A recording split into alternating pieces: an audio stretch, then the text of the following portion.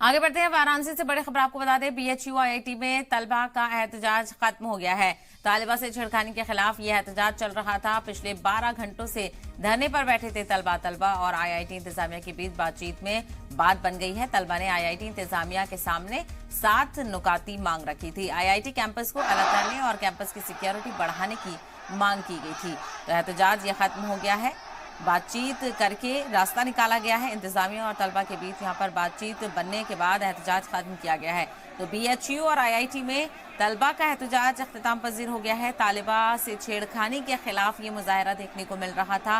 कहा जा रहा था कि जो ऐसे बड़े इंस्टीट्यूशन हैं, अगर वो भी सेफ नहीं होंगे तो किस तरह से जो निज़ाम है वो चल पाएगा। ऐसे में बड़े पैमाने पर प्रोटेस्ट यहाँ पर किया जा रहा था।